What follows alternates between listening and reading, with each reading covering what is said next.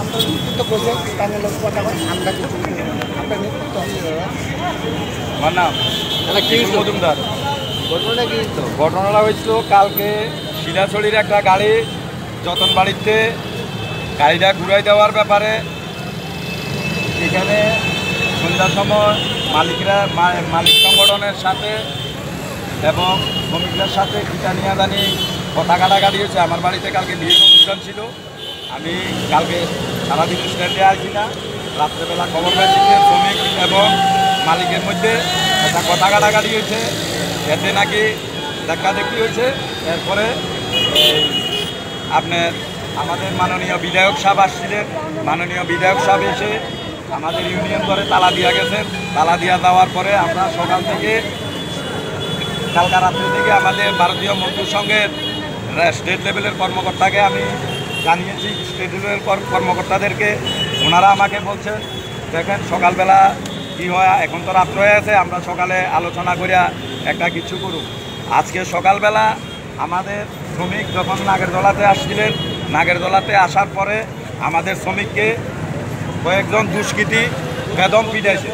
যে শ্রমিকটাকে পিটাইছে এই শ্রমিকটাকে এর আগে একবার নাগেরদোলাতে যখন মারামারি হয়েছিল ওই সময় একবার মারছিল। প্রায় আমরা 3.5 লক্ষ টাকা খরচ করিয়া তারে চেন্নাই থেকে চিকিৎসা করে আনছি। এখনও তার হাড়ের ভিতরে রড লাগানো আছে, এখনও আমরা রড টাকার অভাবে এটা খুলতাম পারছি না। আমরা নিঃস্বার্থভাবে নাগেরদোলাতে শ্রমিক সংগঠনরা চালায়, যাত্রী পরিষেবা দিতে আছি।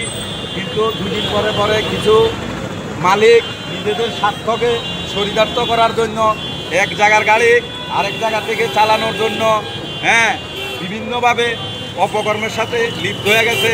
এই ন্যায্য কাজে শ্রমিকরা বাধা দিতে গেলে শ্রমিকদেরকে এইভাবে মারধর করা হয়। তাই আমরা মনে করি যেহেতু এমএলএ সাহেব আসছিলেন, মাননীয় এমএলএ সাহেব ওনার নজরে যেন গেছে, রামপ্রসাদ পাল মহাশয় আসছিলেন, যেহেতু ওনার নজরে গেছিল, আমরা ভাবছিলাম যে উনি আমাদের নেতৃবৃন্দর সাথে আলাপ আলোচনা করে সমস্যাটা সমাধান করবেন। কিন্তু ওনাকে ডেকে এনে উনি যাও একটা কিছু বুঝাইয়া টুজাইয়া দিয়া গেছে। এরপরে ওনার কথাকে কোনো রকম দাম না দিয়া, ওনাকে কোনো রকম মূল্যায়ন না করে, আমি মনে করি ওনাকে অপমান করিয়া আজকে আবার পুনরায় শ্রমিককে মারধর করাটা এটা আমরা ভারতীয় মজদুর সংঘের পক্ষ থেকে এটা ভালো চোখে মানিয়ে নিতে পারলাম।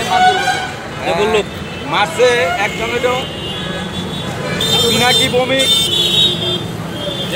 কুর্তি, আরেকজন হইল বিশ্বজিৎ সত্য প্যাকেটে কালু, আরেকজন হইল দীপঙ্কর দেবনাথ।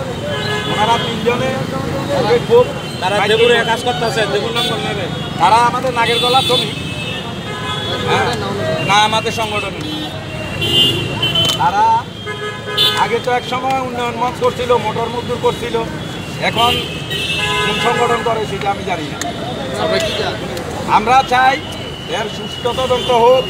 আমাদের শ্রমিক কেন শ্রমিকদেরকে মারলো, যেহেতু মাননীয় বিধায়ক মহাশয়ের নজরও গেছিল, ওনাকে ফিঙ্গাইয়া আজকে কেন শ্রমিকদেরকে মারধর করা হলো, আমরা এটার সুষ্ঠু গাড়ি বন্ধ আছে, গাড়ি বন্ধ আছে,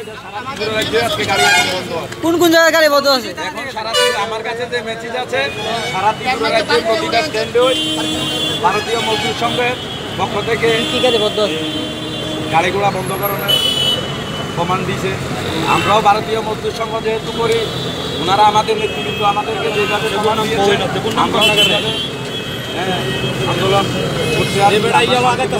করতে আমাদের দরকার পর্যন্ত আমাদের শ্রমিকের সুরক্ষা না হয়, শ্রমিকের আন্দোলন হচ্ছে কেন, জবাব চাই, জবাব দাও।